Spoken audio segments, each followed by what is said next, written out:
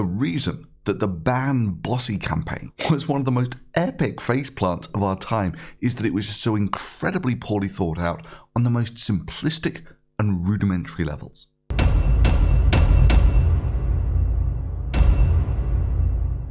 There's an irony in telling people to ban the word bossy. It is, well, kind of bossy. Bossy. I mean, seriously, did no one in this campaign think of the internal inconsistencies here?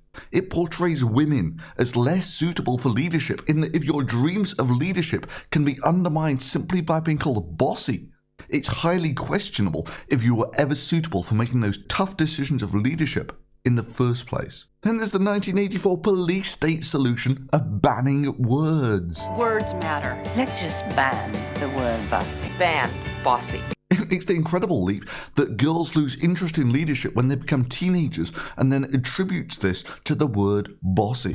When I was growing up, I was called bossy. I think the word bossy is just a swasher. Being labeled something matters. By middle school, Girls are less interested in leadership than boys. And that's because they worry about being called bossy.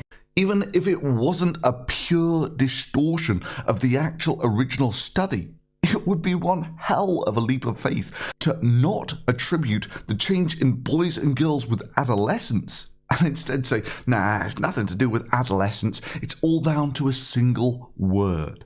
Put simply, the factual basis of this entire campaign was bullshit. They claim that being called bossy keeps women from leadership.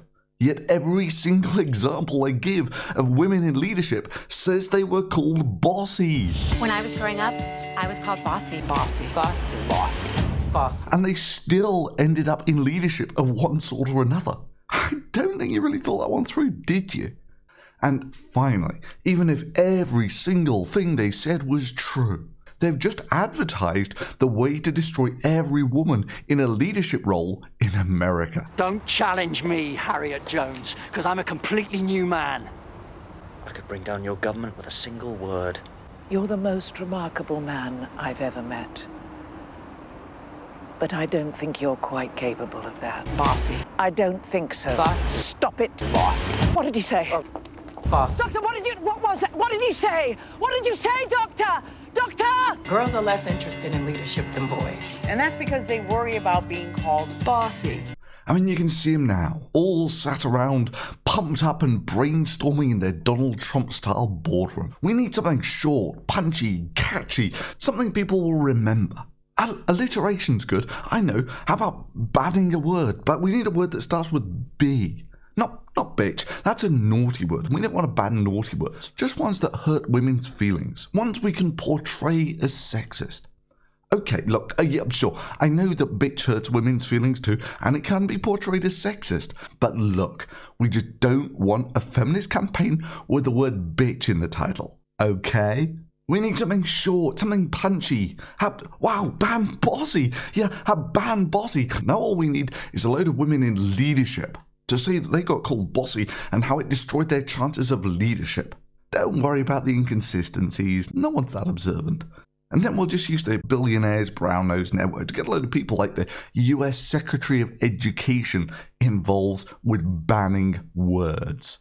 And then all we need is a pretty object to put on the front of it. Yeah, a woman of some sort. Don't worry, this is a feminist campaign. We only call it sexism and objectification when other people use beautiful women to sell things.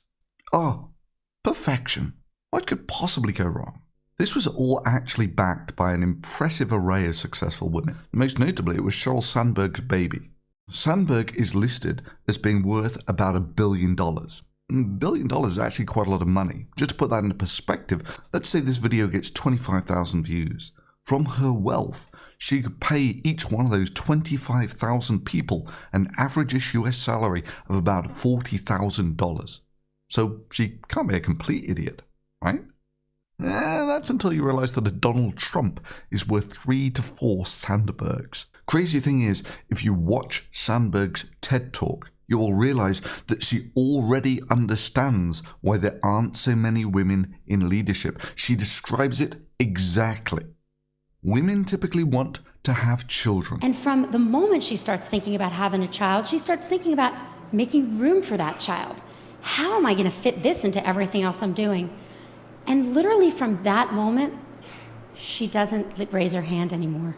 She doesn't look for a promotion. She doesn't take on the new project. She doesn't say, me, I want to do that. She starts leaning back. And childbearing age comes right bang in the middle of career development.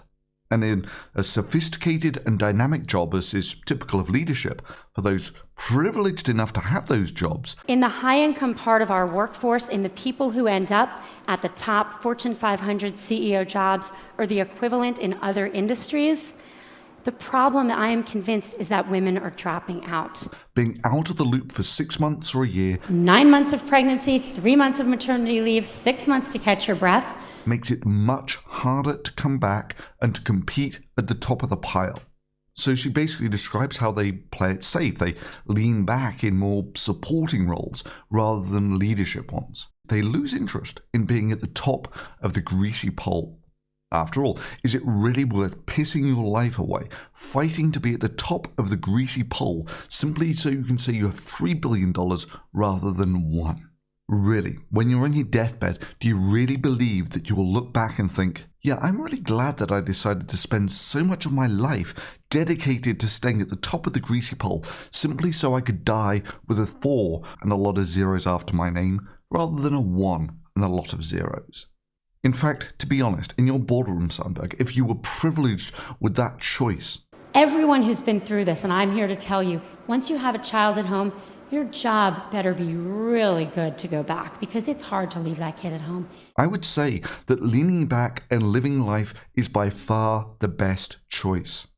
Exchanging life for money that you can never possibly spend is just a fool's errand. When I was in college, my senior year, I took a course called European Intellectual History. Don't you love that kind of thing from college? Wish I could do that now. Seriously, she's, say, 44 now. Let's say she lives another 50 years. If she doesn't earn a single penny for the rest of her life, she would have to spend $20 million a year. That's 500 times the average salary of an American, just to consume her wealth. Don't you love that kind of thing from college? Wish I could do that now. The numbers tell the story quite clearly. 190 heads of state, 9 are women. And out of 193 world leaders, just 17 are women. 80% of political offices being occupied by men. 1 in 4 MPs is a woman. Of all the people in parliament in the world, 13% are women. Men occupying the highest ranks in virtually every industry in the world. In the corporate sector, women at the top, C-level jobs, board seats, tops out at 15-16%. The numbers have not moved since 2002 and are going in the wrong direction. Sandberg describes this women losing interest in leadership in detail in her TED Talk. She understands the reasons. But what I'm missing out on here is, where is the sexism in this picture? Who is discriminating against the women here? The different representations of men and women she basically describes as being down to lifestyle choices. And I'm here to tell you, once you have a child at home, your job better be really good to go back, because it's hard to leave that kid at home. Where is the sexism in that? Where is the sexism in not finding women at the top of the greasy pole? Men occupying the highest ranks in virtually every industry in the world.